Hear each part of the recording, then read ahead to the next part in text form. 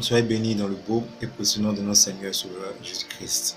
Selon Hébreux 5, verset 13, le Seigneur nous a dit qu'il ne va jamais nous abandonner. Donc, je suis en train de dire que la présence de Dieu brise le sommet spirituel. Vous comprenez? Donc, l'une des choses qui prouve que David était victorieux, c'est parce qu'il était beaucoup en contact avec la présence divine. Il était avec la parole de Dieu. Selon Éphésiens 5, verset 14 que nous avons lu au début, qui dit que réveille-toi, toi qui dors d'entre les morts, et Christ t'éclairera. Avec quoi Christ va t'éclairer, toi qui dors? C'est avec sa parole. Psaume 119, verset 105, ta parole est une lampe à mes pieds, une lumière sur mon sentier. La parole est tellement importante dans ta vie que le diable fait tout pour ne pas que tu arrives à méditer la parole de Dieu. Si c'est pour lire les gazettes, si c'est pour lire les magazines, tout ça et autres, on est champion, on est fort. Si on est là sur les réseaux sociaux, on ne s'intéresse pas à ce qui est important, à ce qui peut nous construire, nous éclairer. On s'intéresse à tout ce qui est inutile.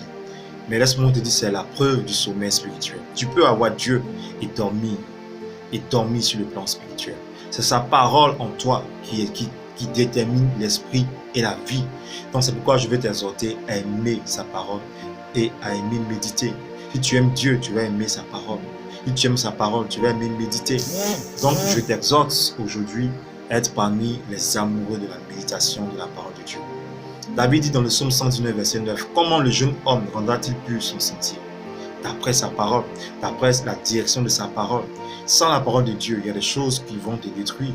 Il dit encore au verset 11 du même chapitre, il dit « Je sais ta parole dans mon cœur afin de ne pas pécher contre toi. » Et tu vas voir un peu plus haut, du verset 14 au verset 15, il parle des bienfaits de la parole, quelle relation il a avec la parole de Dieu. Rien ne peut éclairer la vie d'un enfant de Dieu que la parole de Dieu. Tu peux avoir Dieu et ne pas t'éclairer parce que tu dors sur le plan spirituel.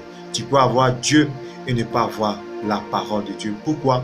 Parce que tu ne désires pas sa présence. Tu ne cherches pas sa présence dans la parole de Dieu. Où que tu sois, Dieu parle partout. Pourvu que tu sois intéressé à le chercher dans sa parole. Donc je t'exhorte à être en contact avec la parole de Dieu afin d'être réveillé sur le plan spirituel. Réveille-toi, toi qui dors d'entre les morts, et Christ t'éclairera.